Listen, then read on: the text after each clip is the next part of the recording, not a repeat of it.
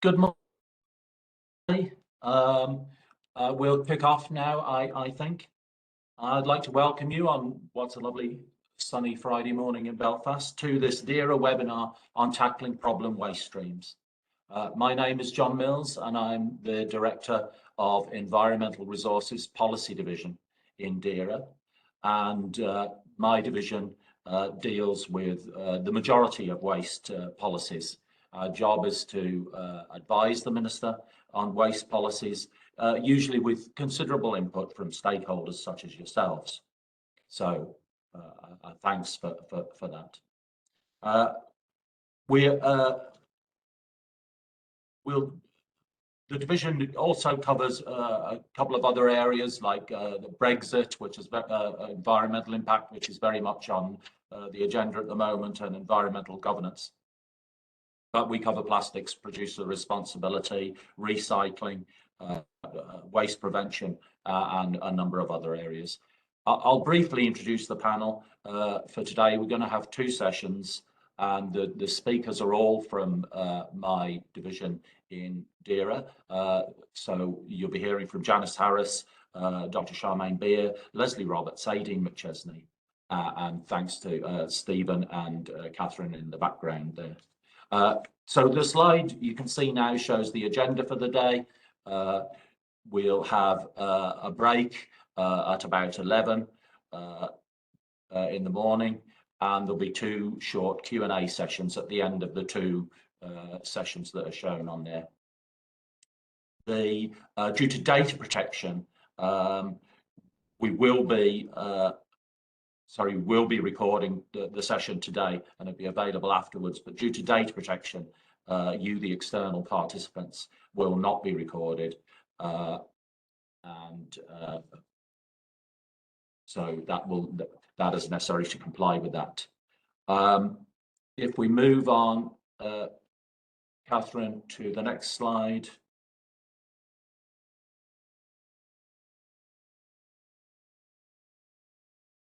Should you have any questions at any point throughout the session, please feel free to ask them by clicking on the Q&A button, which you should see on the right of your screen.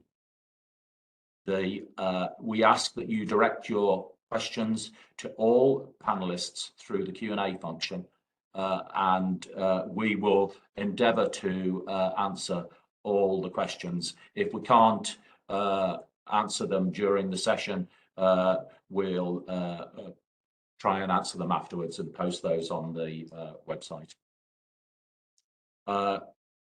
We also have a separate series of poll questions throughout this.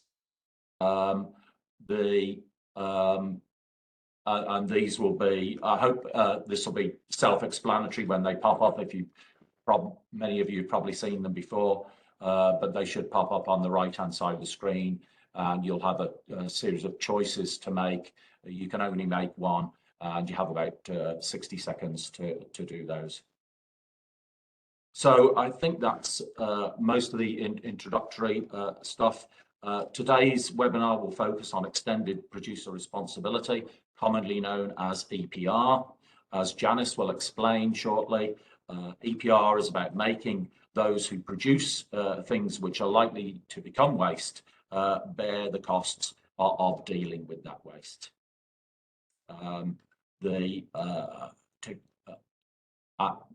I'd say Janice will be starting shortly, but we're going to kick things off with the first poll question there, which is about your level of knowledge of EPR. So 60 seconds to answer that. What is your knowledge, starting with 1 the least and 5 the most? So no knowledge, limited knowledge, average, heard of the term, good knowledge, or expert. While we're waiting for the results to come in, I'll introduce Janice Harris as our first speaker. Janice is Assistant Director of Environmental Policy Resources Policy Division, and in charge of the areas that we're discussing today. She also covers race strategy and a number of other areas like waste shipments, as well as helping on a range of Brexit issues, such as things like divergence and so on, very much in the news yesterday. Janice will be giving an overview of EPR. When we've done this first question, do we have the results in, Stephen? We certainly do, John. Yes, we do have a level of good knowledge in the room, so we'll be able to feed into that as we go. Six people claim to have average knowledge, but quite a significant portion have a reasonably good knowledge of this, and we have an expert in the room, but we'll not name them. Excellent. Well, on that rather encouraging result, I'll pass over to Janice. Thanks very much, John. It wasn't me that said I was an expert anyway. There's so much always to learn in this stuff. So good morning, everyone. So as John said, we plan today to give you a quick overview of what extended producer responsibility is, and then some updates on specific EPR work areas in DAERA. So to be clear, when I'm talking about extended producer responsibility, what I mean is a system that follows the polluter pays principle, so that manufacturers or producers take responsibility for the items they sell by making them pay the full net cost of the item throughout the whole life cycle to end of use. So we're talking about everything from the design stage to material sourcing, product manufacture and sale, and onwards to recycling and waste disposal costs. So EPR isn't so much about recycling, it's about a system change, designing out waste at the production end of consumption and moving to circular resource use. Ideally, we're getting as close as we can to delivering a circular economy for certain product groups. So in practical terms, this means that producers can be charged different levels of fees based on the environmental impact of their goods, energy consumption, recyclability, repairability, or consumer choice labelling. So all very powerful levers for change. And here in DAERA, our Minister has prioritised a number of waste streams for which EPR is to be explored and ultimately introduced. First of all, we have the 4 existing producer responsibility regimes: packaging, waste electrical and electronic equipment, batteries and end-of-life vehicles. And then we're also going to look at new regimes for things like chewing gum and textiles. So given the nature of our UK value chains for goods, usually, well, always, we work alongside GB colleagues on these projects, and they're all at various stages of development. So today we're focusing on the ones that are furthest ahead: packaging, deposit return scheme for drinks containers, chewing gum, and waste electrical and electronic equipment. Next slide, please, Catherine. So the drivers for EPR are to bring about a system change and reducing material wastage at every level of the waste hierarchy. This saves unnecessary extraction of raw materials and avoidable use of energy. And this fits very well into the strategic goals of our department, DAERA, and also of the wider Northern Ireland Civil Service. And I've just popped up the headline strategic drivers that are on this slide. So just going through them very briefly, the Green Growth Strategy is the Northern Ireland Executive's multi-decade strategy balancing climate, environment and the economy in Northern Ireland. It sets out the long-term vision and a solid framework for tackling the climate crisis in the right way. It also focuses on creating green jobs in our economy. And then we've the Circular Economy Strategic Framework, which has been developed by colleagues in the Department for Economy with support from ourselves in DAERA and the Strategic Investment Board. And it'll set out a clear vision and ambition for transitioning to a circular economy in Northern Ireland. And then finally, we also have a draft environment strategy. It needs to be signed off by our executive when we get them back. And it sets out a vision for the future of Northern Ireland's environment.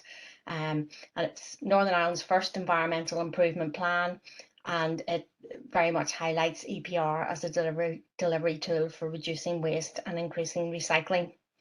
So I don't have too much time here this morning, so I've just squeezed in there the waste management strategy to the slide. So because we're in the early stages of developing a new strategy for Northern Ireland, and in fact there's a workshop on this next week in Greenmount, Caffrey in Greenmount, and you're all very welcome to attend there if you'd like to help us work that one out. But it goes without saying anyway that the work we're doing on EPR will be instrumental in delivering the new waste management strategy. So to conclude then, EPR is about causing system changes for certain priority products to bring about a circular economy for those products and to deliver against our broad green growth and climate action goals. Thank you, Janice, for that introductory talk on or session on EPR. We're now going to move to our second presentation, but just before we do, we would ask for your input on the next poll question, which is you can now see on screen. So the question is, what is the estimated percentage of packaging in household waste? And your choices are 26, 53 or 84%. And again, you should see a panel popping up on your right-hand side, or on the right-hand side of your screen, and you can submit your answers. While we're waiting for those answers to come in, I'll take this opportunity to introduce Leslie Roberts, who is doing our second presentation. Leslie works in our EPR team and is the policy lead on for packaging and for chewing gum.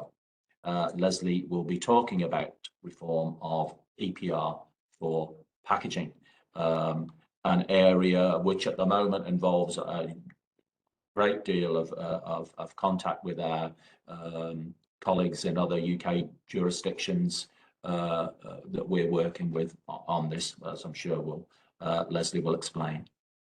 So we seem to have the results in, Stephen, yeah?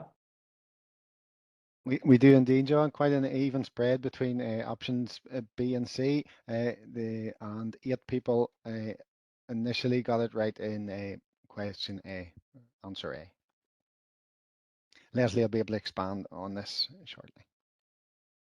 Thank you very much. Over to you then, Leslie. Thanks, John. So good morning, everyone. And today I'll be giving you an update on EPR for packaging, which is being undertaken throughout the UK. And then Charmaine Bear will give an update on the deposit return scheme for drinks containers, and we'll take questions after that. So for the UK-wide extended producer responsibility for packaging scheme, I'm going to cover an overview, a review of the 2021 consultation, and the next steps for it. Catherine, can we move on? Thank you. So looking at the background then, the current system of producer responsibility for packaging has been in place in the UK since 1997, and it does need reform. So UK and EU packaging waste recycling targets were exceeded, and the cost of compliance to business was kept low when compared to other European countries. The recycling of packaging increased from 25% to 64% in 2017. However, we want producers to take greater responsibility for the packaging they place on the market. And we also want to encourage businesses to design and use packaging that is easily recyclable and to encourage more use of reusable and refillable packaging. This will contribute to our goal of a more circular economy, maximising the value of the resources we use, minimising the waste we create, and cutting carbon emissions. So as Janice has mentioned, this is about a system change that will hit every part of the product's life cycle through to disposal. So we had consultations on this in 2019 and 2021, and the responses received were strongly supportive of the principles and the proposals that were outlined. Government had received 1,241 responses to the second consultation, which equated to approximately 10,000 pages of text, and all of this has been fully considered. We published the government response in March 2022 and give details on policy proposals that will be implemented, decisions on delivery, and the rationale behind decisions, which I will go through on upcoming slides. The proposals and decisions outlined represent a once-in-a-generation system change impacting on all the actors in the value chain. Also highlighted on the screen is the DAERA website to the consultation if any further information is needed on it. And then in March 2022, we also consulted on reforms to the Packaging Waste Recycling Note and Packaging Waste Export Recycling Note system. So this PRN consultation sought views on several proposals to address issues and improve the overall effectiveness of this system. And I'll go through this in a little bit more detail on a later slide. So the government responses to the Deposit Return Scheme and the PRN consultations will follow in due course. However, the EPR for packaging response does address some issues raised in these where they directly impact on EPR. And for example, then the scope of material included in DRS. Catherine, next slide, thank you. As an overview for EPR for packaging, it sees the responsibility for the full life cycle of packaging and household waste placed on those businesses that put material onto the market. So the polluter pays principle. We're already seeing producers changing types and quantity of packaging used in advance of these reforms.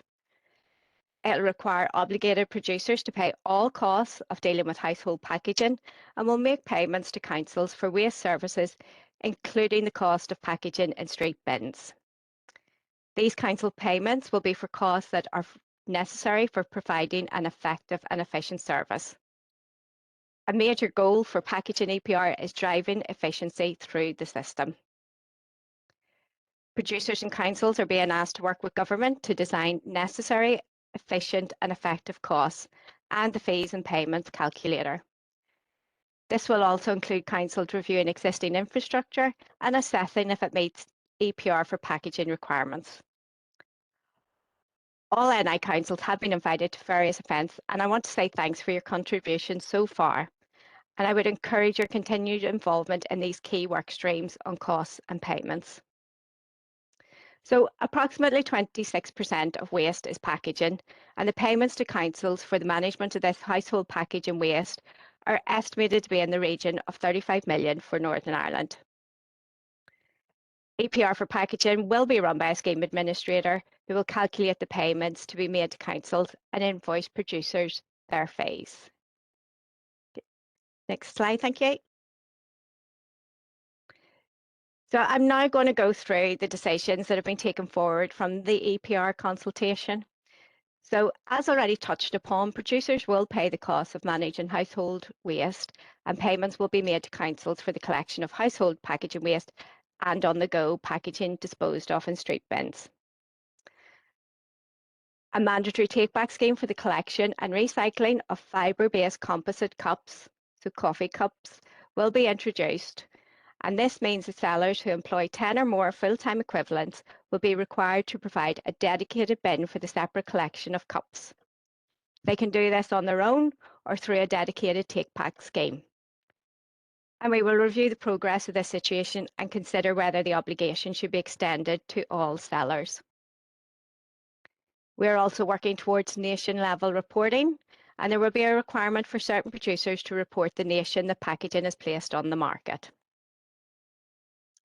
Modulated fees will be introduced using recyclability assessments for packaging, and this will vary the fees that producers pay into the system. It will see easier to recycle packaging paying a lower fee than harder to recycle materials. And this is a key lever in improving the use of packaging material. Targets will be set for 6 packaging materials each year from 2024 to 2030, with a proposal for new fibre-based composite targets to be included from 2026. These proposed packaging targets exceed those set by the EU to 2030. On mandatory labelling, there will be a binary label to indicate whether packaging is recyclable or not recyclable to be implemented from March 2026.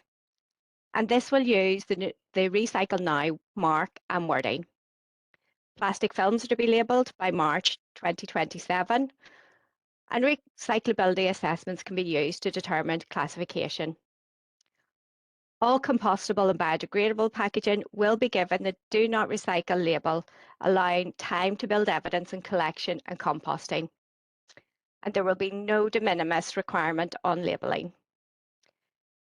Enhanced waste sampling will be introduced to improve data, which will help inform EPR payments.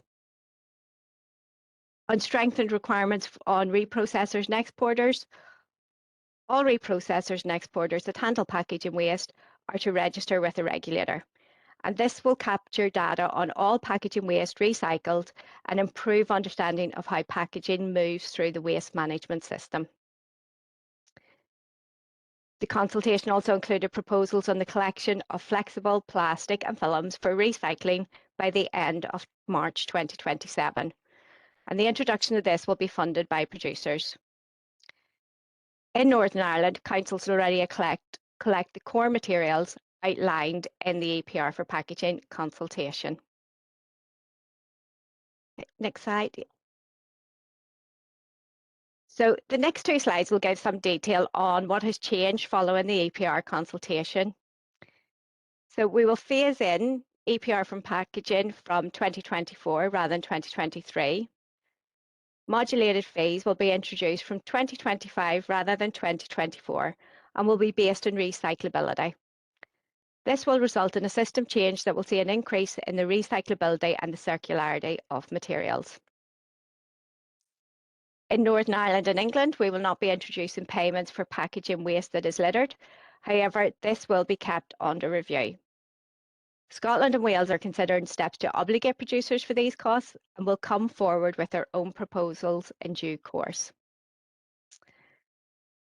So the current arrangements for household and business waste packaging under the packaging recycling note system will continue. And this is the means by which producers demonstrate that they have met their recycling obligations. So as already mentioned, a consultation on improving the PRN system was launched in March this year, and the analysis will form the basis of the government response, which will be published as soon as possible. The proposed reforms under EPR do help to address many of the concerns of the current PRN system, e.g. introducing payments for household packaging, modulated fees and improved communications. However, previous reviews have identified technical improvements to the PRN system to improve its functioning, increase transparency and reduce volatility. We will also continue to explore payments for commercially collected packaging waste, and a task force will be established with the involvement of producers, councils and waste sector to continue to improve data and develop options for payments for business packaging waste ahead of a review in 26-27. Okay, moving on, thank you. So the current de minimis threshold for producer recycling obligations will remain at £2 million turnover and 50 tonnes of packaging handled each year. A lower threshold of £1 million turnover and 25 tonnes of packaging handled each year will be introduced for producers for reporting purposes only for packaging placed on the market. There is current ongoing work on the appointment of the scheme administrator, which will be within the public sector. And this is in light of an indicative view from Treasury that the scheme administrator would likely be classified as being within the public sector. However, there will still be significant industry involvement in the delivery of its functions, and to support this, a scheme administrator delivery group has been established. EPR for packaging will be reviewed after 2 years of its operation, and this will include areas such as business payments, litter, reuse, and any task force proposals. Okay, next slide, thank you. So the implementation to the reform of the current packaging regime, which I've just highlighted, will be through legislation. And this will comprise of a new UK-wide statutory instrument which will revoke the 2007 packaging waste regulations, both for GB and NI, and it will bring in the new requirements. A new data statutory rule will require producers to collate packaging data preceding EPR coming into operation. And these regulations will be for Northern Ireland, but will mirror those in the rest of GB. England, Scotland and Wales will be amending their current regulations on material facilities to include new sampling and compositional requirements under EPR. And as Northern Ireland does not currently have equivalent regulations, new legislations will be introduced, ensuring uniformity across the UK. NI businesses will be given a lead-in time, guidance and stakeholder engagement to support with the new requirements. And then there will also be an amendment to the existing 2007 producer responsibility regulations to update the packaging material recycling targets for 2023. Next slide, thank you. So finally, I just want to highlight the next steps for EPR for packaging. And as just mentioned, there is ongoing work on the necessary legislation to implement the changes. Stakeholder mapping has been completed, capturing all the main actors and those impacted by the reforms to packaging, and all major producers, compliance schemes, waste reprocessors, exporters, retailers and councils are represented. There will be further engagement during the implementation phase, and I do strongly encourage local participation in this. And please email the EPR team at the address highlighted on the slide if you've missed any previous engagement details. We're also looking at the interdependencies between EPR and the deposit return scheme. Work is ongoing on the establishment of a scheme administrator, and we will publish the government responses to the packaging, recycling note and deposit return scheme consultations. So just thank you very much for listening, and I really do encourage participation in these reforms, especially from councils, as we are now entering stages in delivery for which input will be crucial. So thank you very much once again, and I will now pass back to our chair. Thank you very much, Leslie. We'll move on to our next presentation, but just before we do, we'd ask for your input on our next poll question, which is a pretty straightforward one. Have you previously used a DRS, a deposit return scheme, in another country? Again, you should have a panel popping up on the right-hand side of your screen to submit your answers. Given what we've seen so far, people do know how to use the facility. So while we're waiting for those, I'll take the opportunity to introduce the next speaker, Charmaine Beer. Charmaine is head of one of our 2 EPR teams and is responsible for waste streams, including packaging, DRS, construction waste and bulky waste. Charmaine will be talking about DRS, deposit return scheme, as Leslie has already said. Again, at the moment, that's involving a lot of joint working with our colleagues in other UK jurisdiction and indeed our colleagues in the south as well. But I think we've got the results in there, Stephen. Yeah. Yes, John, I would say about a quarter of the people that answered have used the DRS before, so that's quite useful. Possibly higher than we anticipated.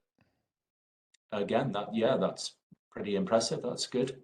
On that, thank you very much, everyone, for answering, and over to Charmaine. Thanks for the introduction, John. And another person in my team who can't be here today is Robert McLaughlin, who works with me on DRS, who some of you may know from stakeholder engagement. And if you haven't met either of us yet, and you're going to be impacted or involved with DRS, you'll meet us very soon, as we're going to be doing a lot more work more closely with some of our stakeholders and the value chain involved with delivering DRS. So the scheme I'm talking about today is for single-use beverage containers only, and it's for England, Wales and Northern Ireland. And what a deposit return scheme is, it's an EPR scheme really for very specific materials. So in this case, certain containers that are used for drinks. Next slide, please. So what is it and how does it work? Very simply, it's a money back scheme that's designed to reduce litter, increase the quality and quantity of recycling. So as a consumer, you go to your local shop or you buy a drink online, you consume the drink. What you would normally do with that container is obviously put it in your curbside recycling or in your residual bin or in a street bin. Worst case scenario, people litter them. DRS puts a value on that item. So you've paid a small deposit when you've bought your drink, usually about 20p, 20 cents. You get that back when you return it to a reverse vending machine or to a shop for manual exchange of the money. So when you return the item, it doesn't cost you any money, it doesn't cost the consumer any money, but it provides a very powerful financial incentive to return the item for separate recycling. These are tried and tested schemes throughout the world. There's about 45 operational DRSs in different countries and territories, and they achieve very, very high recycling rates. Some of my team recently went to Germany with a special advisor and other DAERA officials and had a good look at the deposit return scheme there, which is very successful and achieves 96% return rate. Many more nations are looking at DRS schemes and bringing them in because you get this separate material that has a higher value and higher ability to be recycled, better quality of recycling, which our curbside collections just don't do. And you also get increased recycling because of the financial incentive. So most recently, I think Slovakia has introduced their deposit return. Scotland are ahead of the other 3 nations in the United Kingdom and are planning to get their deposit return scheme launched in 2023. And the Republic of Ireland is planning to launch theirs in early 2024. And as John highlighted, we're linked in very closely with both of those nations on their implementation and how the schemes will operate. Some of you may also be familiar with local refill schemes, and there's one that uses a deposit incentive as well, a well-known lemonade manufacturer, Main Soft Drinks, or the Main Lemonade Man as he would be known locally, who come and deliver drinks in Northern Ireland and offer a small deposit to get those glass bottles back for refill as opposed to recycling.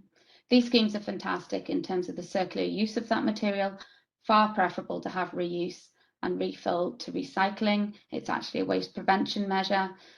So our scheme will protect those systems, it won't interact with those systems. They can go ahead. This scheme that I'm talking about today is purely for single-use containers that are not designed for refill. Next slide, please.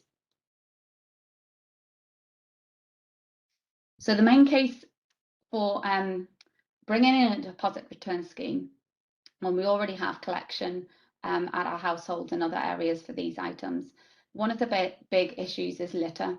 So people still litter these items, and as I've explained, you want to get your 20p deposit back. There's a big incentive there for the public to do the right thing and actually return the container. So there's a big reduction in littering. We know from Keep Northern Ireland Beautiful data and many other sources how you can see it for yourself, just how bad the littering problem is in Northern Ireland. One of the Keep Northern Ireland Beautiful most recent reports has highlighted that 90% of our rural roads have drinks related litter on them. So that's not just drinks containers for DRS, that could be straws, lids, coffee cups, that sort of thing. But drinks containers are a big portion of street litter and rural and urban littering as well. So a reduction in that would be very beneficial, and it would also obviously benefit our local councils and road authorities who have to clear all of this up, along with the army of volunteers who do this as well. So there'll be a big positive impact on our environment. The other thing is about quality and quantity of recycling. So by changing the current collection model from household and street bins, what you get is a separate, segregated, cleaner, uncontaminated waste stream that has a higher value and can go back into food grade or drinks containers. So just on the side of that slide, the very bottom photograph is separated material from an RVM collection in Germany, all very clearly plastic bottles, nothing else with it. The middle picture is what you'd typically see of sort of a mixture of plastics baled up for recycling as well, which is lower grade and lower use. So a deposit return scheme is really led by producers. They want this material back. They want it to go back into bottles. They don't want it to be downgraded and recycled into other products. There's a need for more recycled content of that really high quality. So we get a better circular use of material, that bottle to bottle recycling, less virgin material being used, so less oils for plastics, less extraction from earth for aluminium and steel and materials like that, and less energy consumption as well with using recycled material as opposed to using virgin material. There's also an element of job creation because what you're doing is being able to retain more resources. In our case, hopefully on the island of Ireland or within the British Isles, that material, then there's a bigger food stock of material, less to be exported, it has more value, it should stay here, be reprocessed here back into other materials.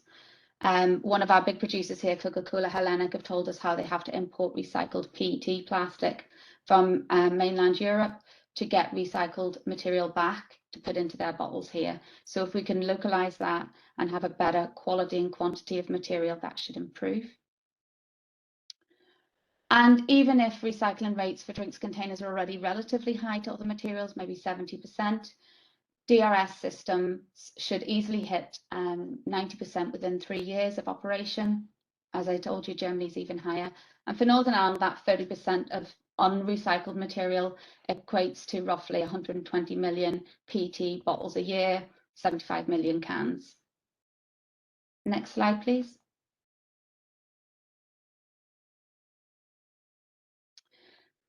So whilst we haven't released the full government response, the consultations in 2021 on the deposit return scheme, we have publicised what's going to be in scope for Northern Ireland, and that came out with the EPR packaging publication in March 2022, earlier this year. So what's been decided on is PET plastic bottles will be included. They are the very standard sort of Coke, mineral water bottles, Fanta, all of the other brands are available. All of those standard drinks containers that people consume. Steel and aluminium cans will also be included, and anything from 50 millilitres to 3 litres will be included. Glass containers are excluded from the deposit return scheme in Northern Ireland and England. Our Minister has asked us to keep this under review, wants to see high recycling rates for glass. Wales will include glass, and Scotland are including glass in their scheme. The Republic of Ireland has excluded glass from their scheme as well. As I mentioned at the top of this talk, refill containers will be excluded, and HDPE plastic is going to be excluded. That was consulted on back in 2019, and 81% of that material is used for milk, so that has been excluded. Any materials that are excluded from this deposit return scheme will still be required to meet obligations under the EPR scheme that Leslie outlined for packaging. So as I mentioned, Scotland and Wales are planning to include glass, and all of our nations are looking very closely at interoperability of all the schemes, and we're also looking at that with the Republic of Ireland. Next slide, please, Catherine. So what we consulted on, the retailers are going to be a key component of this network and responsible for providing take back for containers.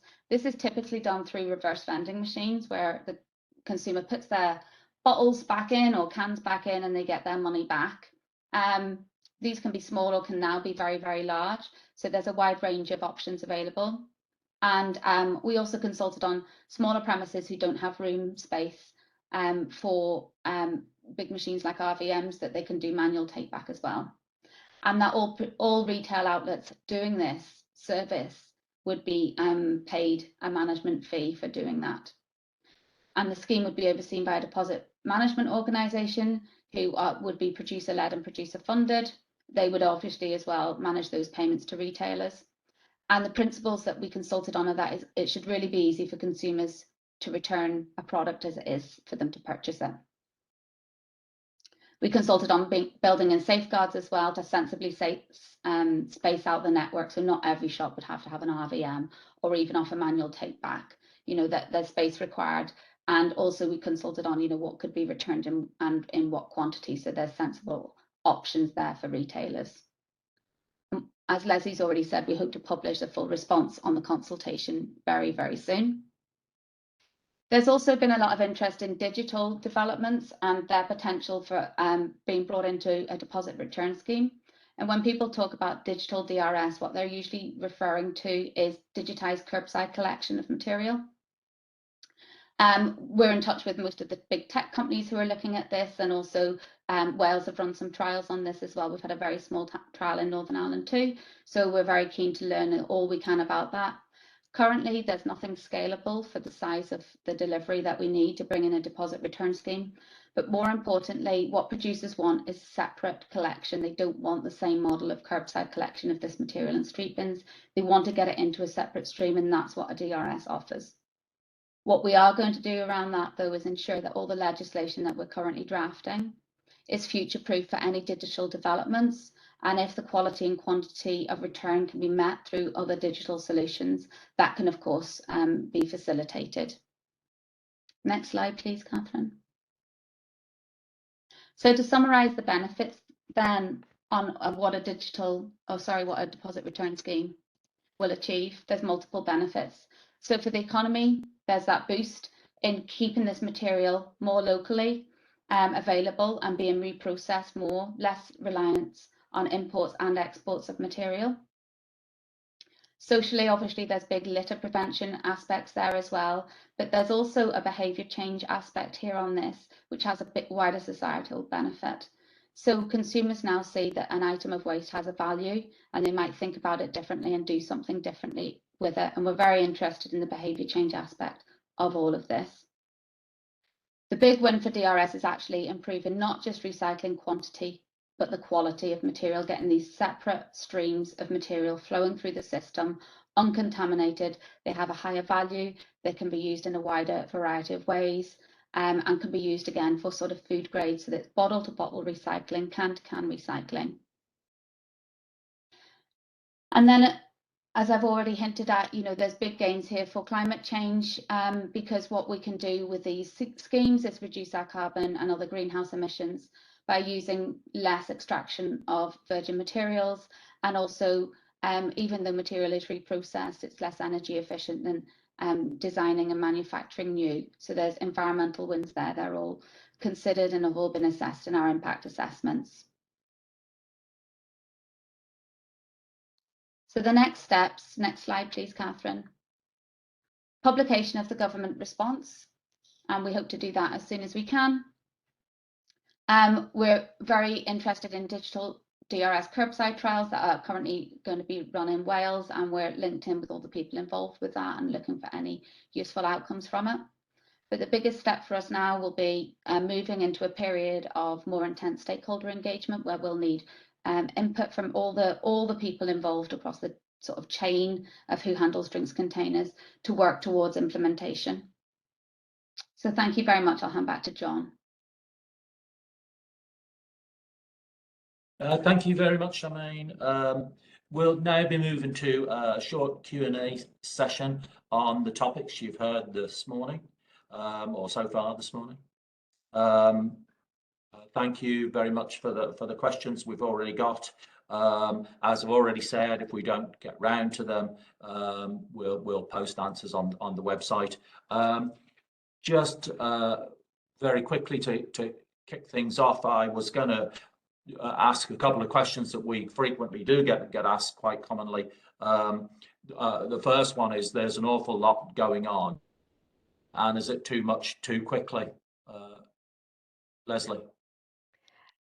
Yeah, you're right in what you say, and we do recognise that the packaging reform is it's a complex series of measures, and it does place new burdens on the value chain. But to aid the transition, then there is a phased-in approach to EPR for packaging, and you can see this as an example in the way that payments are coming in for household packaging waste first, and then we will be reviewing business waste payments at a later date. And you can also see examples within modulated fees coming in from 2025, the same with reuse obligations and the collection of flexible plastic and mandatory labelling. These are all things that are coming in after EPR has become operational, so there is a transition period. Thanks very much. Janice or Charmaine, do you want to add anything? No, I think Leslie's covered that well. It is actually going to be phased in, and there's definitely different steps that are going to be undertaken from the first year of launch onwards. So it is going to be staggered. Yeah, nothing further. Okay, great. Sorry, Janice. I just say nothing further. No, Leslie answered it well there. Then if I can raise the other one that again is very common, perhaps for you, Charmaine, is will all this extra cost to producers aggravate the cost of living crisis that people are experiencing? Yeah, obviously this is a very current topic, and it's become increasingly so over the last year. For deposit return scheme, there's a lot of material value within the deposit return scheme, so the impact on producers won't be as big. For EPR, there will obviously be an increase in producer costs over the whole of the UK, but our analysis shows when this is looked at, it won't really impact consumers significantly. It's obviously up to producers how they cascade any increased cost down, but as the cost of living becomes more critical, they have less margins to absorb any extra costs. So there will be an increase in consumer costs, but all our analysis has shown so far that it won't be a significant cost over the whole of the UK. Okay, thanks very much. Again, just jump in if you've anything to add. Otherwise, let's move on to some of the questions here. And there's a couple on in and around litter. So I'll maybe direct those at you, Charmaine. Yeah. No problem. Yeah. The litter is currently not included in EPR, or Leslie, I suppose, for that. But under review is in what circumstances would litter be included in EPR, if not now, when litter is serious pollution and social issue? And the other one is, what is the reason for not introducing payments for littered packaging waste in Northern Ireland? Okay, I'll take that happily, John, no problem. So when we published the government response on all the reforms with EPR, litter was the hot topic out of the whole thing. And people were probably expecting to see, because it was consulted on, payments for removal of litter by producers. This went right up to ministerial level across the 4 nations, and our minister's quite clear in his view that you know, it's a consumer's responsibility to dispose of their item responsibly, and he didn't agree with passing that cost on to producers. So for the time being, ground litter, as we call it, is excluded, and that was the same position for England. Wales and Scotland are going to look at it more closely and come forward with proposals, and we'll of course review any options in the future and bring them to this minister or any future minister. Okay, thanks very much. And of course, we have new ministers in Whitehall as yeah. Anyway, so we wait to see what happens there. We've got one here that you touched on I think in nearly concluding, Charmaine, but it was when will the responses be published for DRS and for PRN, Leslie? Maybe just clarify that. Yeah, both of those are in final draft stages, and we're just awaiting final clearances on them. So we hope to publish both of those as soon as we can, and we'll update people who've responded to the consultation when those are published. Okay, thanks very much. We've a couple of questions around, trying very quickly to read the questions here. We've a couple around data, really. So we've one, can someone elaborate on the waste sampling for improved data used to calculate EPR payments? Is that something you can help us with, Leslie? Yeah, so the waste sampling, we're bringing in more material categories that we'd need to sample on, and this is through the MRFs that deal with the material, and we're bringing it in line with the materials that are outlined in the consultation. So we'll be waste sampling. There will still be the same de minimis, so it'll still be any facilities that deal with 100,000 tonnes or more of the waste. They will be required to sample, and there is going to be a minimum sampling amount that they have to achieve. This will help improve the data that's coming through the system. So this will be a change that comes in over time. So we will get improved data and improved confidence in the waste recycling. And this improved data then can be used to help with EPR payments and make them as accurate as possible. Okay, thank you very much. Again, anything to add on that by any other panelists? If not, let's move on. Did you do any research consultation on the effectiveness of the DRS incentive payments going to a charity rather than the individuals? Charmaine, I guess, for your good self. Sorry, do they mean that the consumer can direct their deposit back to a charity? So, Sorry, can you read that again? Okay. Did you do any research consultation on the effectiveness of the DRS incentive payments going to a charity rather than the individuals?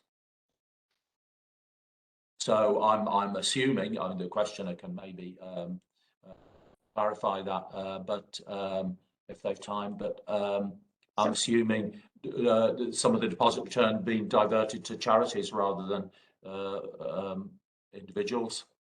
So John, this came up very early in the development of DRS before the first consultation really, where so it did come up in initial research where either charitable organisations host a reverse vending machine at their property and receive the payments, but the biggest way that charities came up in relation to DRS was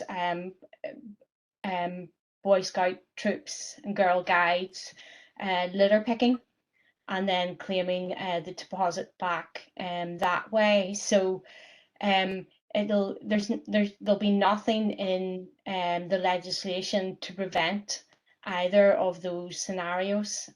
So in that way, there's nothing stopping that money going, or there's nothing stopping the individual donating that deposit to charity as well. I don't know if Charmaine's any more to add to that. No, that's the way it's been set up, so that the core deposit goes back to the consumer and they have the incentive then to return the item. Okay, thanks very much. Our next question is, will drinks container producers get priority access to the material recovered through the DRS, e.g. with a right of first refusal? Again, Charmaine, I guess that's for you. Yes, no problem. So what we consulted on is a deposit management return organisation in the middle of this as the engine running the deposit return. It's not going to be run by government. It'll be managed by a deposit management organisation who'll be appointed by government. So they will have control in effect of the materials that they are collecting in this, and there'll obviously be, you know, market levers within that. And obviously that's a big incentive for producers that they do actually get the material. As I said in my presentation, they're importing it from all over Europe at the minute, so there will be a core availability of material available to them. Yeah.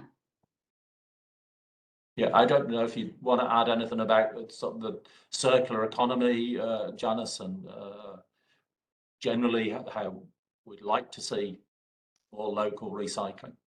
Yeah, that's it. This is one of the levers that we would hope would stimulate that. In fact, there's a can plant planned for mollusk, so we're very hopeful that we move how we recycle in Northern Ireland up to a more circular way and export less ultimately.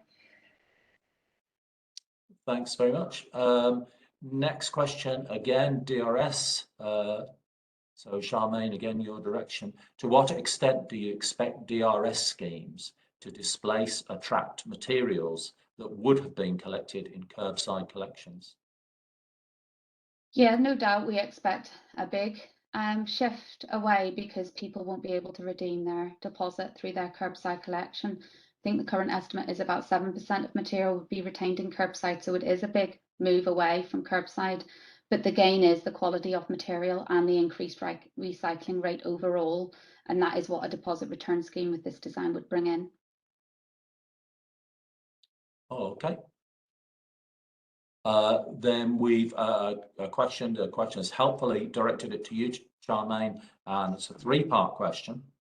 So, when is it hoped the DRS scheme in Northern Ireland will be operational? Well, I guess we've had that to some extent, but again, will the department operate the scheme, or will they follow the European model of producer retailer-led operator? Again, we've had that. Will there be engagement with ROI scheme operator? I think that last one's an important question. Yes, so in the consultation, we an indicative date of 2024, but obviously there's a lot to sort out before that, and we've seen other schemes delayed, so that is looking less likely.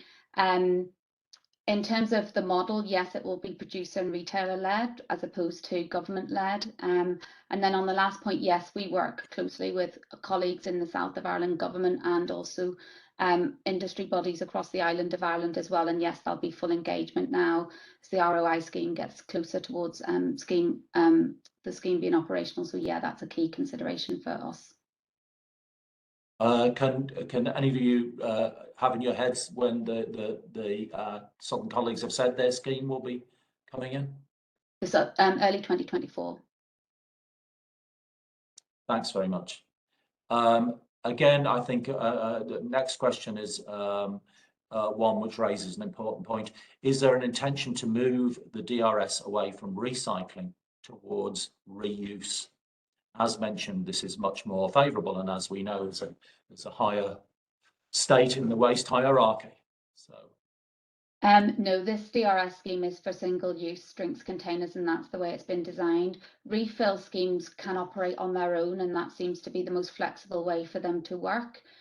Be that the main lemonade man or your milkman or whatever else, with or without a financial incentive. So that will not be impacted by the DRS schemes, but obviously the department would love to see more of those schemes because it's a better use of material. if I remember, Charmaine, I think you told me that in Germany there is some reuse. There is. Is that done through the DRS scheme? They have that, particularly on glass reuse as well. They have that within their scheme, yeah. So some countries have a mixture. Thanks very much. The next question is, what incentives are there for local authorities to get ahead of the game for improved waste separation at the curbside? For example, Bryson model versus mixed model, which includes glass. Also, can we explain further the decision to exclude HDPE used for milk? The person is a fan of milk, of the milkman, but can't find one locally that delivers milk in glass. No, I can't find any milkman at all either.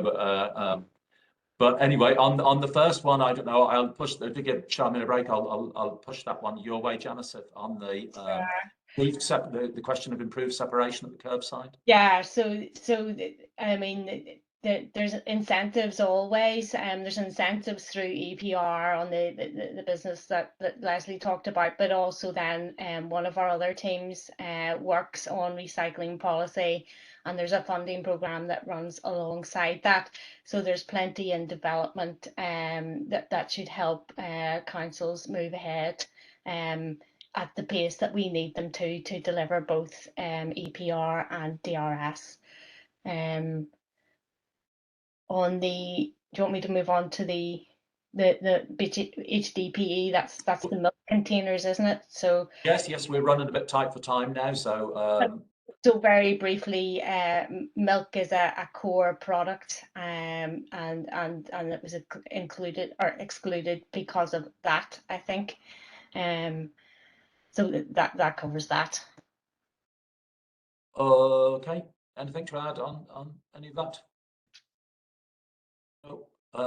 Next question: how are you going to hold local authorities to account in investing the infrastructure needed to support a world-beating EPR scheme? Otherwise, it will just be a tax on producers. Again, Leslie, do you want to start off with that, or?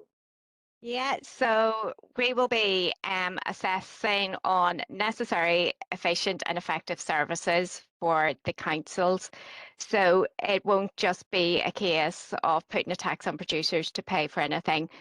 The payments will be made on these efficient and effective services. And we will be putting into place technical assessors that will work with the councils on the needs. So it will be reviewed and looked at, and there will be consistency across the councils on these necessary, effective and efficient services. And that's how it'll be accountable then, that there will be a standard that they will have to adhere to. Okay, thank you very much.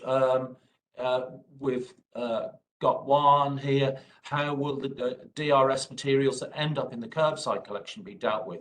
Can the recycler claim the deposit? Will there be a system to accept bulk deliveries? Charmaine. In theory, yes, they can, as long as the bottle is in, or container is in an intact state and can be read by, a scanning machine, RVM, or a manual system. So in theory, yes, it is something we're looking at, and we'll publish more information on it with the government response. So the barcode needs to be read, basically, or needs to be able to be read. It would be the same principle as you'd have to return an item if you're the general public. Okay, thank you very much. Just on milk and glass bottles, Catherine, who's helping run the event, says that some farmers do deliver milk in glass bottles, and she does. So there you are. That does still happen. Very, very quickly, one last one. How is consistency across all devolved nations for DRS being ensured? I'll take that one, John, no problem. So, of course, there's difference in scope across the nations, but all four nations, not just the three, work very closely. And as I said, we work very closely with the South of Ireland as well. The matters are devolved, and nations can take their own approach. And that's just something that we and all the departments have to try and work through to make any negative impacts as minimal as possible. Okay. Thank you very much. Apologies if didn't get to a question there, but that will bring us to our interval. Thank you very much to the three presenters. We'll hope to reconvene now at 11:11. Could I ask you, everyone, not to disconnect their feed? Simply feel free to turn off your mics and cameras, and we'll be resuming in 10 minutes.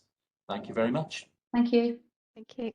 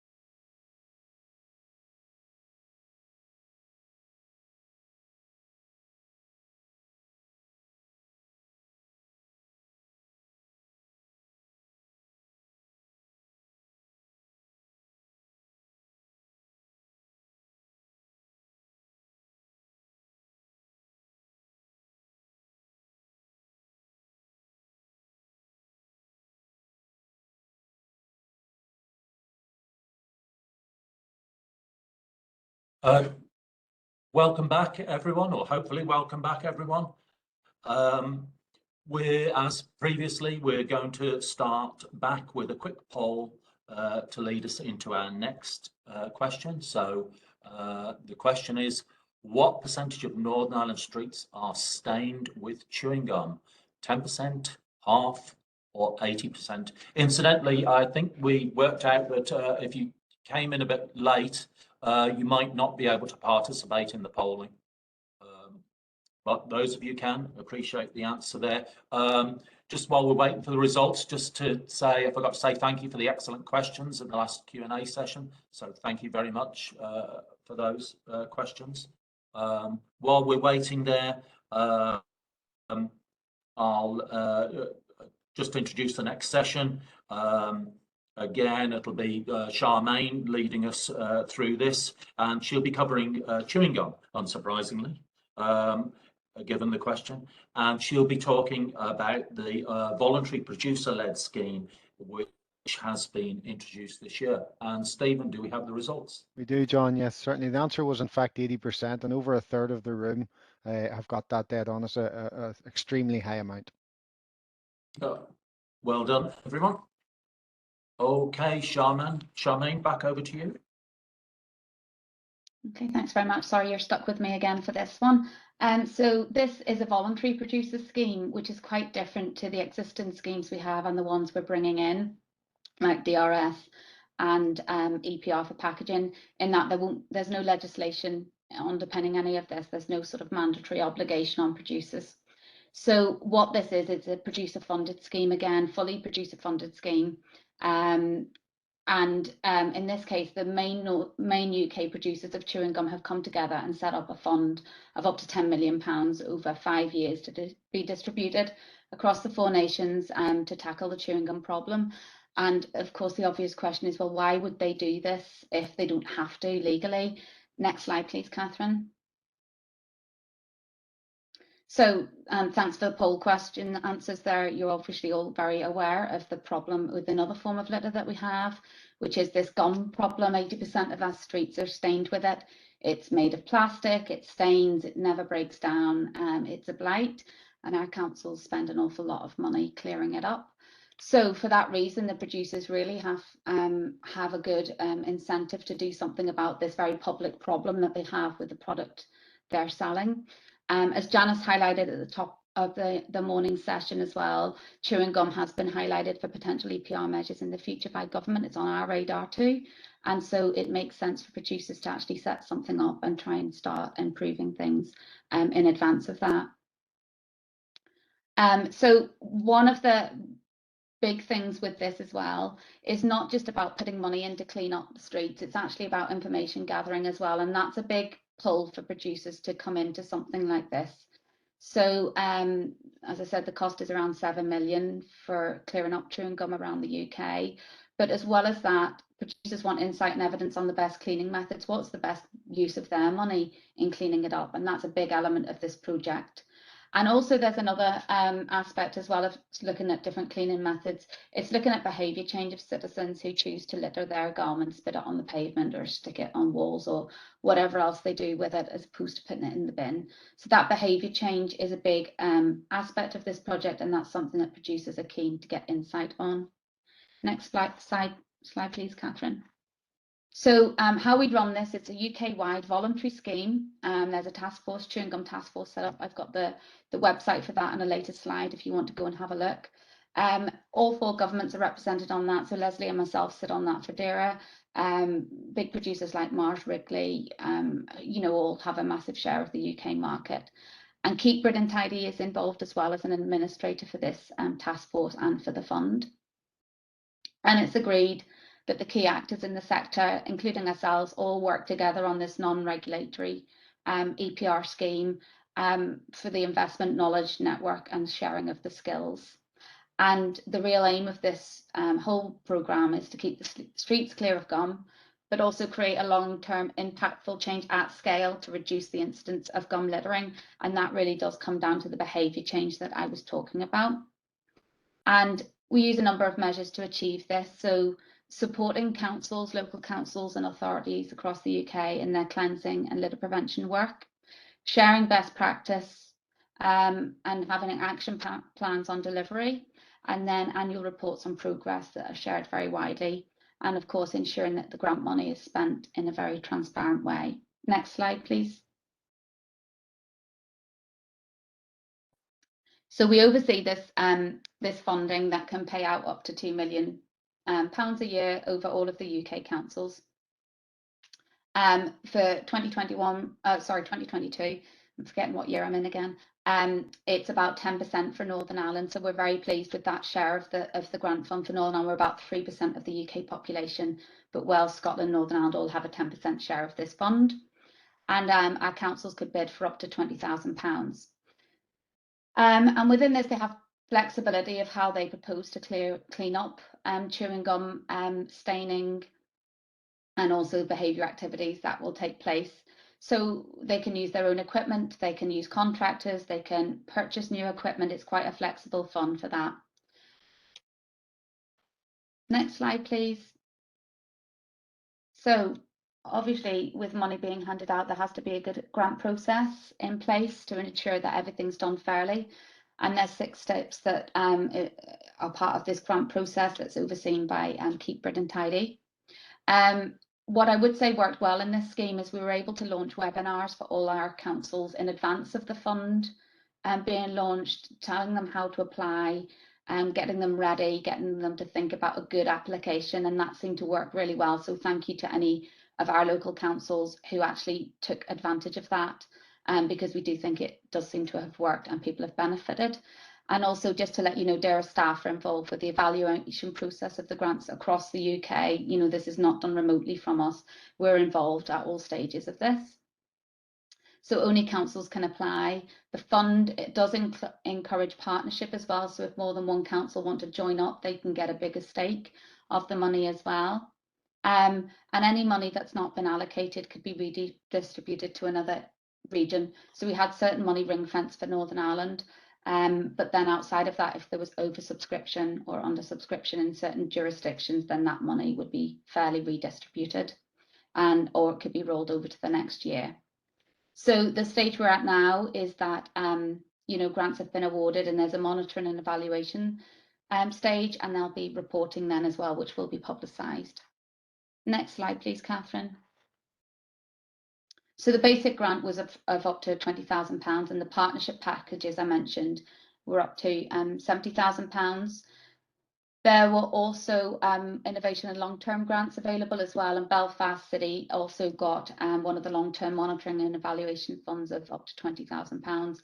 And there's an innovative targeted package as well that's being piloted in one of the areas in England.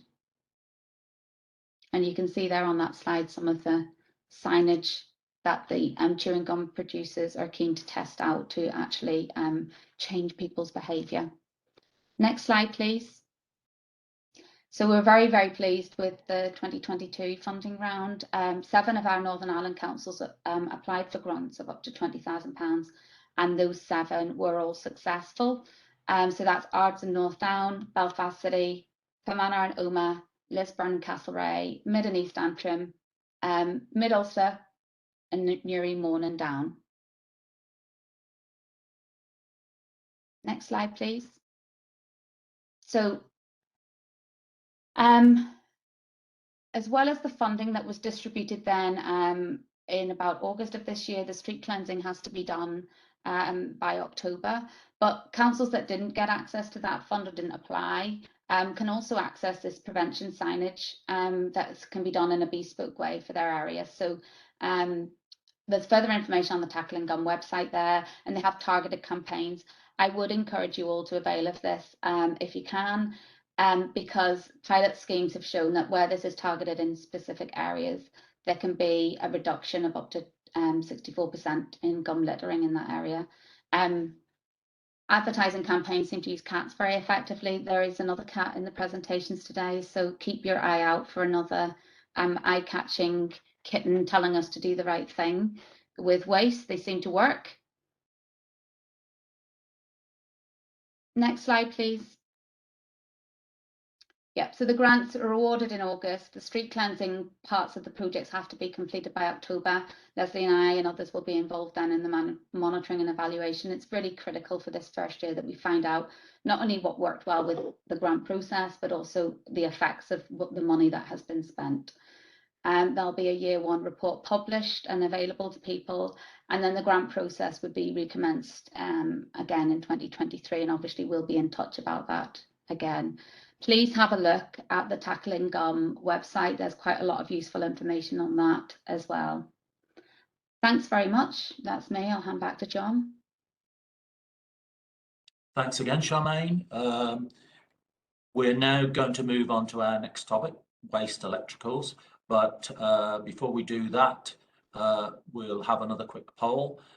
So the question is, the cadmium from just one mobile phone battery is enough to pollute 660,000 or over 500,000 litres of water. And for those like me, not very good at imagining litres, 60 litres about a full tank in your car, and 500,000 litres is sort of a fair proportion of an Olympic swimming pool. So that's the sort of scale we're talking about. Again, while we're waiting for that, I'll introduce our next speaker, Aideen McChesney. Aideen is the head of one of our two EPR schemes and is responsible for waste streams, including batteries, waste electrical and electronic equipment, vehicles, tyres, textiles, tobacco, litter, and no doubt others. She'll be talking about waste electronic and electrical equipment in her presentation. But Stephen, we have the result. Yeah, we have indeed, John. 10 people in the room actually got it right. Significantly, others didn't. It was actually the largest one, believe it or not, the 600,000 litres of water. Well done to those people who got that. And thank you for your response. With that, I'll hand over to Aideen. Thank you, John, for the introduction, and good morning, everyone.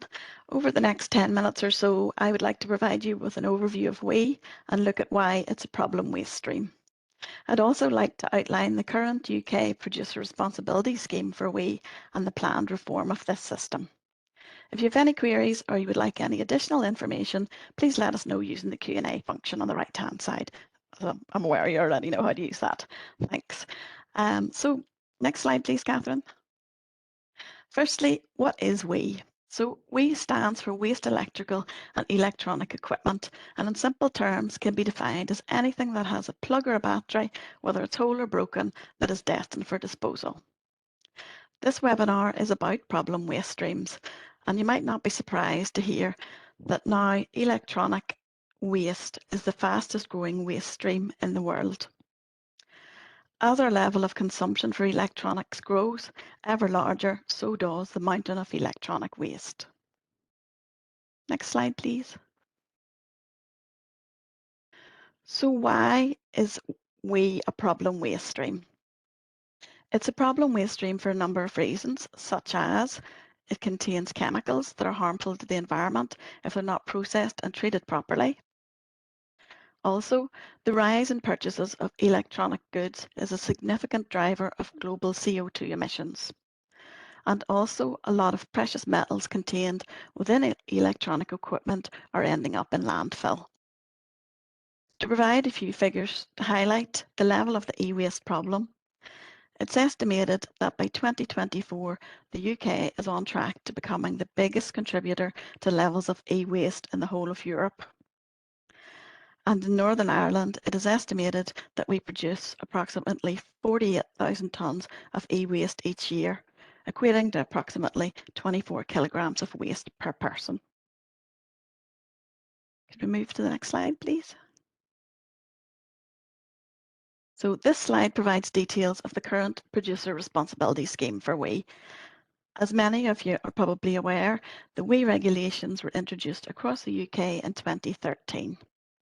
And these regulations aim to combat the rapid growth of WEEE and its impact on the environment due to its hazardous content.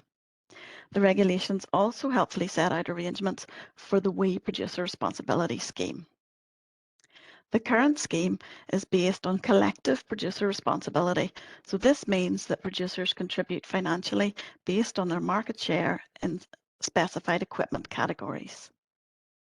Since 2007, producers have been contributing towards the cost of collection and proper treatment of their wee. The wee regulations have also led to separate collections of household wee, and this is primarily done through household waste recycling centres and through retailers. Bulky collections are also available to householders, although some of these collections include a charge or have a limit on the number of collections per year. The current scheme also includes an in-store take-back system where one-for-one take-back is available when purchasing similar items. There have been multiple benefits from the current scheme, such as we take a UK-wide approach, which ensures consistency. The Secretary of State sets annual targets across the 14 wee categories. All wee deposited with local authorities is collected and treated by producers, even the domestic fly-tipped wee. The wee return to large retailers is also treated by producers. Another benefit is that the compliance fee ensures that avoided costs are paid, even if collection targets are missed. Also, there's an absolute guarantee that the local authority collections will continue even if targets are met or exceeded in year. And finally, there is a separate system of return for business-to-business wee. Can we move on, please? Thank you. So, reforms. While there are a number of benefits to the current scheme for wee, it is felt that it could benefit from an extended producer responsibility approach. There are definite opportunities to reform the current system, such as currently, it doesn't fully and fairly embrace the principles of net cost recovery for waste, so it doesn't fully align with the polluter pays principle. Also, it's time for reform, as recycling requirements haven't changed much over the past 20 years. Even though we have an existing scheme in place, it's estimated that 155 kilotons of wee is still thrown in the bin annually. The lack of awareness and inconvenience of wee recycling options also doesn't support good choices for consumers. At the minute, there is no consistency across the UK regarding bulky waste collections. For example, even here in Northern Ireland, there are very different arrangements across the council areas. Another reason for reform is the inequality in relation to the costs faced by online producers and sellers versus those faced by traditional routes to market. Currently, traditional retailers are fronting the costs for the producer responsibility scheme. There is also currently no recovery process for critical raw materials, but the recovery of precious metal does happen. At the minute, reuse, eco-design and circular economy business models are not being incentivised enough. And finally, the business-to-business system for wee collection and recovery could be improved. Next slide, please. So what are we doing now? Well, my team is currently working with other UK administrations to reform the current wee PR scheme. DAERA is leading this process, and some of you might already have heard some of the options being considered if you've participated in previous DAERA engagement sessions. So a wide range of options are being considered to drive up levels of household collections for reuse and recycling of wee. As you would expect, with reforms moving towards an APR approach, greater expectations will be placed on producers.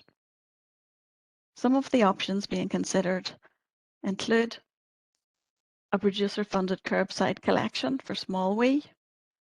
Obligations would lie with producers. A producer-led central function body could also be established to discharge obligations rather than this sitting with local authorities. There could also be an on-demand system for free collection of bulky wee, and all of these could be fully supported by producer-funded communications. Other options involving retailers could include improved retailer and online seller take-back services, a 0-to-1 take-back system at large retailers, meaning retailers could accept a WEEE without you having to buy anything. Also, a free collection on delivery for white goods and TVs is being considered. And producer responsibility to collect from retailer premises or depots. Another measure being considered is internet sellers could have parity of obligation with retailers, and there could be a possibility to obligate fulfillment houses and online marketplaces to create a fair platform between online and traditional style retailers. Some further options include the introduction of an EPR system for business WEEE collections, improving treatment standards with separate material collection targets, including critical raw materials, new incentive to support reuse and better eco-design of products, and a move away from collection targets as the key measure of success. All of the options that I just outlined will be subject to public consultation. None of these are set in stone at this stage. So currently, a UK-wide consultation package is being developed, and this will seek your views on options for the reform of the WEEE Producer Responsibility Scheme. Earlier this morning, you heard about the EPR arrangements for packaging. As electricals are very different from packaging and include a complex mix of materials, some of these are hazardous, we are mindful that we'll need to take a very different approach for WEEE. Could we move to the next slide, please? Thank you. So, next steps for WEEE reforms. The final proposals for reform will all be subject to the agreement of the new UK government in consultation with government colleagues across the devolved administrations. In relation to timings, these will largely be dictated by the policy priorities of the new government, but we're working on the basis that the consultation on the reform of WEEE Producer Responsibility Scheme should be published before the end of this year. When the consultation is published, we will share the details through the DAERA social media and online channels, as well as circulating to everyone on our stakeholder lists. At this stage, I'd really like to encourage you to respond to the consultation when it's launched, because we need your views. In particular, we want to ensure that Northern Ireland views are fully incorporated in any measures that are developed. In the interim, we will continue to encourage promotion of communications for WEEE recycling and reuse. And here comes this cat again. So some of you might recognise the HypnoCat image on the right-hand side of the slide. So this campaign, amongst others, such as Recycle Your Electricals and the Recycling Locator, are helping to increase public awareness, but there's always room for more publicity. Thank you for listening. Again, if you have any queries, pop them into the Q&A, or if you think of anything after this event and you're thinking, yeah, I'd really like a response on that, if you could contact the EPR mailbox, and the web address is shown on the slide. Thank you.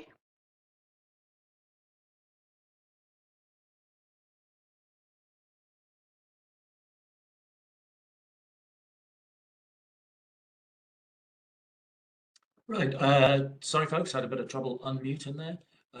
Thank you very much, Aideen. Aideen will soon be giving us a short presentation on batteries, and that will be our last presentation of the day. But again, before we go into that, could we ask for your input on our latest poll question, which is lithium-ion batteries are responsible for what percentage of all waste fires in the UK? 3%, 22%, 48%, so very small percent, half, or somewhere in between. Again, just to reference the next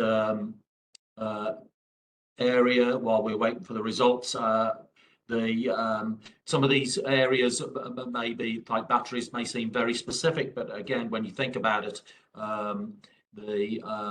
you know, those batteries in anything, from tools to toys to electronic equipment to cars, so very pervasive. We got the results there, Stephen? We do indeed, John. Yes, about two-thirds of the about a third of the room got this one right. It's actually, the answer is actually 48% in this one. Okie doke. Thank you very much. Then, Aideen, it's back over to you, please, for our final presentation. No problem. Thank you, John. So, as previously mentioned, my team is working across the UK with other administrations on various waste streams, and this includes the development of batteries policy. To provide a few figures just to get us started, it's estimated that each year over 40,000 tonnes of batteries are placed on the market by registered businesses in the UK. And more than 600 million batteries go to landfill each year. So that gives us a sense that batteries are certainly another known problem waste stream. We plan to provide a full batteries update at our next Problem Waste Streams webinar, but for now, I would just like to quickly mention a few relevant developments. Firstly, as many of you might already be aware, at a UK level, we do have a producer responsibility scheme in place for batteries. It is felt that this batteries producer responsibility scheme, like the WE scheme, could also benefit from a reform towards an extended producer responsibility approach. So at present, we're working with colleagues across the UK administrations to develop a consultation package on batteries reforms.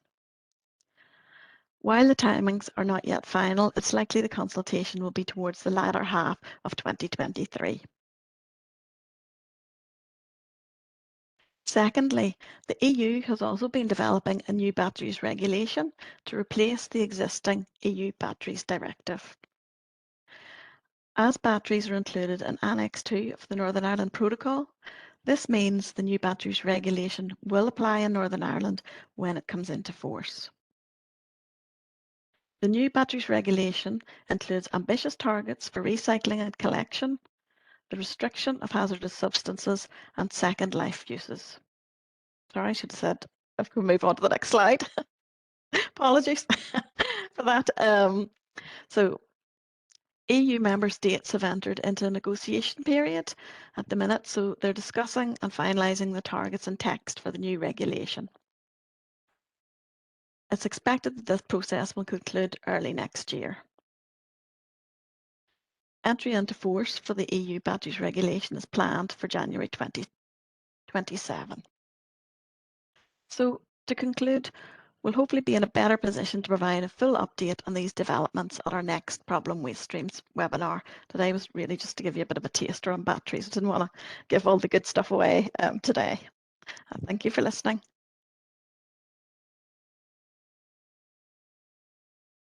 Okay, thanks again, Aideen, and thank you all for your attention today.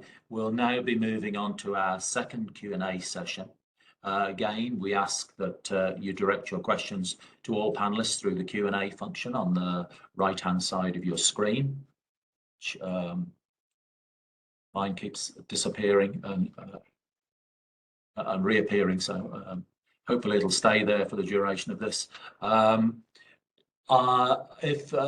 So please feel free to ask any questions or put any questions in there, including from anything we've covered this morning.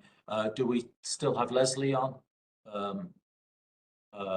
I'm not sure, but yes, I am. I'm still here, John. Good. Ask away. As with last time, I want to kick off with a question that often comes up, which is about prioritizing reuse over recycling, and I think there was probably a question in there on that already. But for waste electronic and electrical equipment, Aideen, what changes are we making to prioritize and facilitate reuse over recycling? Thank you. Oh, I'm back. I'm off mute, isn't that right? Yeah. So prioritising the reuse of WE is embedded in the 2013 WE regulations, but we accept more does need to be done to prioritise this further. As I mentioned in my presentation, this will form a large part of the upcoming government consultation to incentivise reuse. So, well, the options are still being developed, but most certainly, you know, we recognise that reuse is higher up the waste hierarchy than recycling. Okay, thank you. And I think the other area, probably, again, we've discussed it already, is around litter. But Charmaine, what about more action on litter generally, rather than just specific things like chewing gum? Yes, so earlier this year, the department published its draft environment strategy for Northern Ireland, and contained within that is the commitment that we're going to do the first ever litter strategy for Northern Ireland, which will involve probably a lot of the stakeholders on this call as well. So we recognise there's a lot of concern about litter and action needs to be taken. In terms of other EPR work as well, we're in very early stages on a project with other nations looking at how tobacco littering could be tackled potentially through EPR as well. So it's the highest form of littering, with chewing gum following closely behind. So there is work being taken forward by the department. And just briefly, do you want to just mention, as you say, we maybe have a subsequent, we'll have a subsequent session on this, but some of the other streams that we're particularly looking at? Yeah, so tobacco, there's a group set up across the 4 nations to look at that, and one of the big concerns for tobacco for producer responsibility is actually the littering aspect, because that is such a problem similar to chewing gum as well. And then the other things that are going to be coming in the future as well, or we're certainly going to be looking at, is textiles as well, textile waste, and how that could be managed better through EPR. That's obviously a very problematic waste stream, and one that has also a very high sort of climate impact as well associated with it. And then there's also going to be work undertaken on construction and demolition waste and bulky waste, so furniture and furnishings as well. Thanks very much. Let's move to some of the questions here. So we've got one that I think might be quickly answered. Will we get copies of the slide pack after today, please? So I think we can confirm that that will be the case. Can we send that out to participants? Yes, but this is going. This is being recorded as well, so the actual event will go up on our webpage as well, which will show the slides, of course. Okay, thank you for that. Then we have a question which is related, I think, to reuse. Comment is, by 2024, France plans to replace its repairability index with a durability index, whereby manufacturers disclose not only how repairable their goods are, but also describe the full life cycle for each product.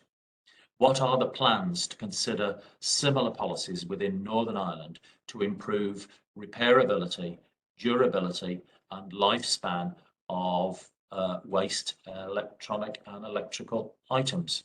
So that's an interesting observation. And who would like to take that? Shall I start on that one? Yeah. So yes, we're aware of that initiative in France, and yes, we are looking at repairability, durability, and life cycle analysis, and how that might be how our consumers might be made aware of that. So that there'll be details on exactly what measures we're proposing in the upcoming consultation. Thank you. Has anybody else had anything to add to that? John, probably the only thing to add as regards waste, probably more of a general feeling. We're not at the consultation stage just so we're slightly behind what people might have heard earlier on in the day with the packaging and DRS. So some of this is quite forward looking. Okay. Yeah, and we're certainly looking at those other options while formulating the consultation. Okay, thanks. Then we've an observation here, which I'll just pass on to everybody or highlight. Reuse Network have recently published fit for reuse guidelines for electronic and electrical equipment. And it is also International E-Waste Day on the 14th of October. So let's move on to the next.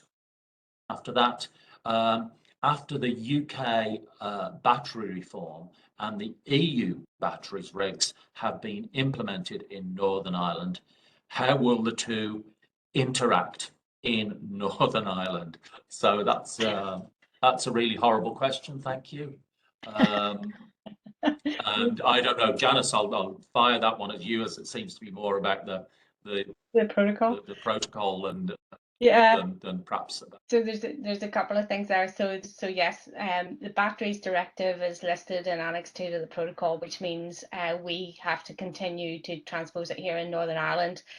And then that the proposed reforms at EU level are complicated by the fact that what they're proposing is to move from producing a directive to producing an EU regulation.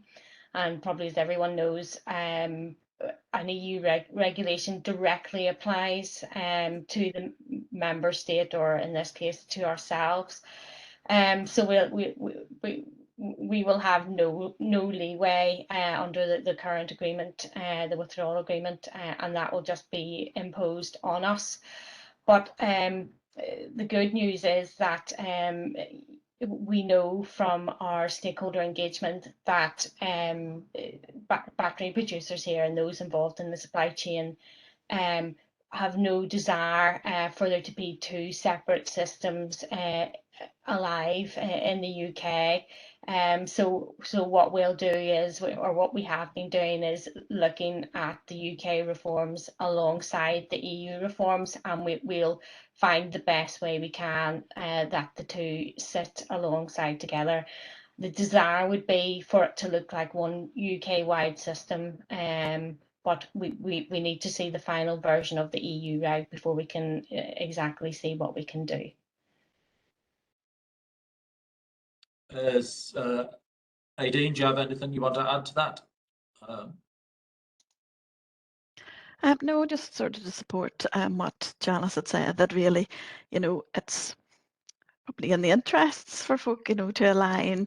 It's, some of the schemes, certain elements certainly won't or may not, but, placing on the market could be something that, could closely align.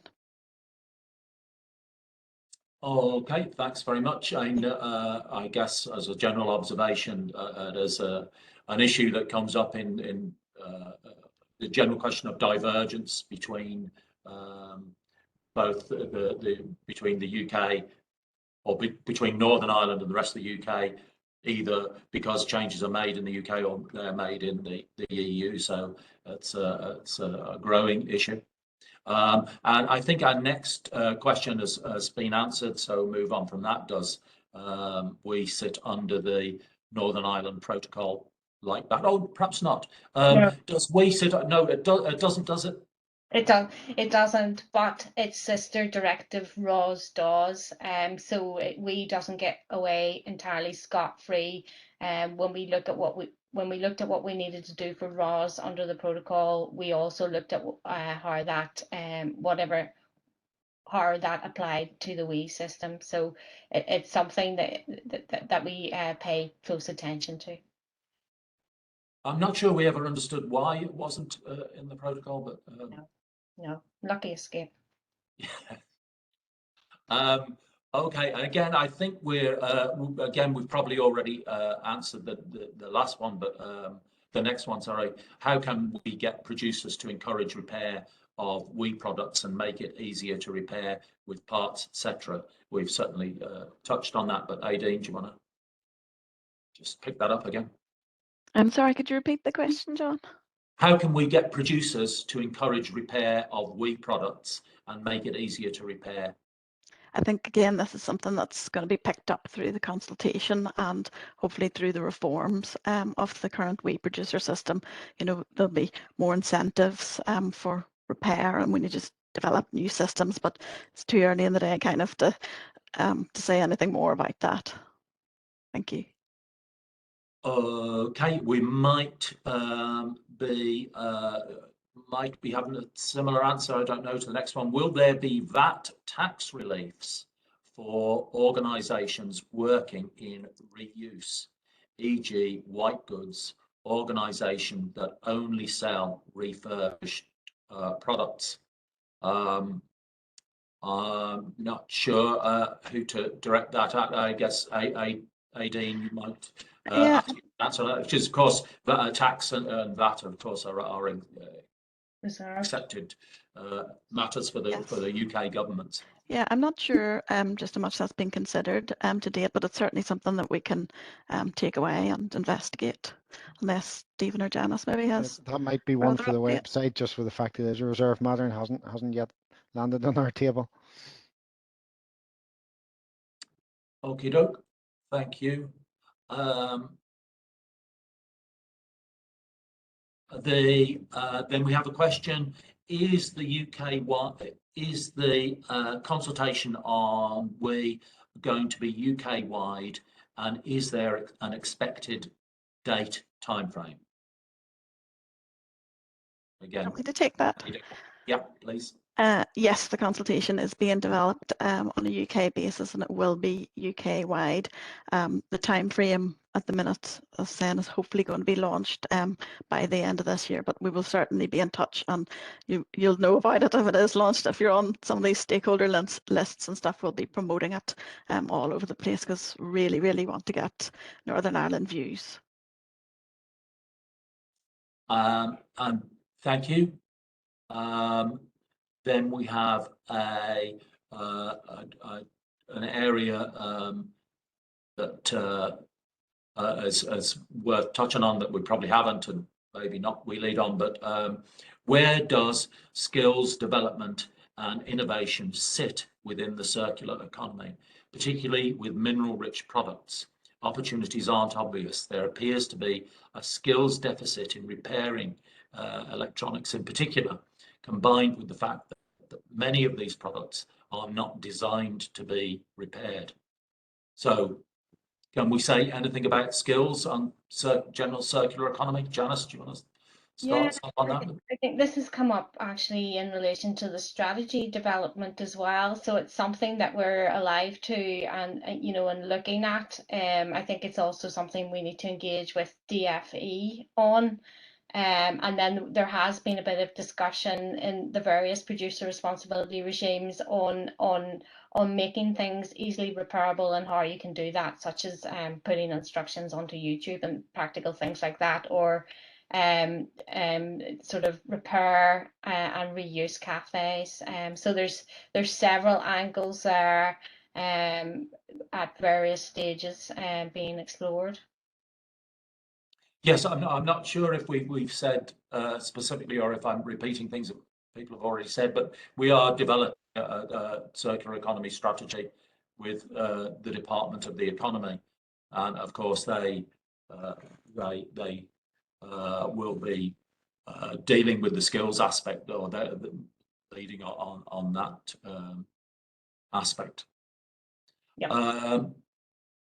Okay, I think we're probably getting pretty close to the end now, so I'll call a halt there.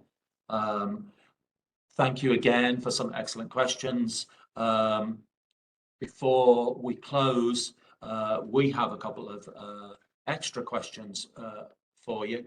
So our penultimate poll today is asking you to rate your knowledge of extended producer responsibility now, to give us some indication of the worthwhileness of holding a session like this. So we started with 11% average knowledge, 22% good knowledge, and 2% expert in our numbers. So if you'd like to fill in that questionnaire, that will enable us to assess how we've done there. We get many results yet, Stephen? Some people are still deciding here, John. Just last couple of seconds. Okay. This should be on your screen now. Okay, quite almost half of the room feels to have quite a good knowledge now of of we haven't gained any more experts, mind you, not yet. On our first session, that was probably Nobody wants to own up to being an expert. yeah, but if certainly if been a shift, yes. That's a positive result if is what we're looking for there. Okay. Well, thank you for that. We have one final poll now, which is what would you like to hear about at our next session? We would help us, obviously, if you can let us know what you would like to hear about. There's some suggestions, or put in the Q&A anything that's not in there. Conscious maybe, you know, plastics is a big issue. We can maybe haven't covered so much today.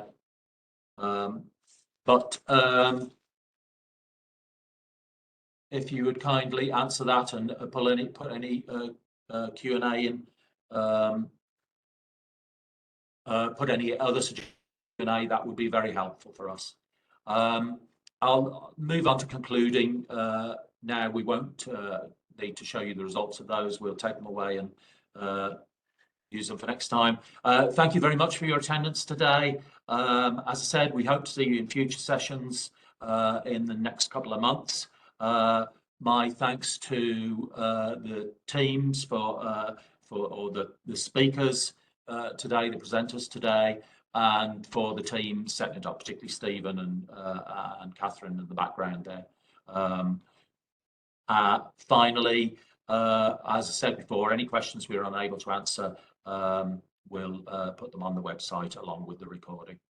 And I think that's us. Thank you very much again for attending and for your questions, and goodbye. Thank you. Thank Thank you. you. Thank you. Thank you.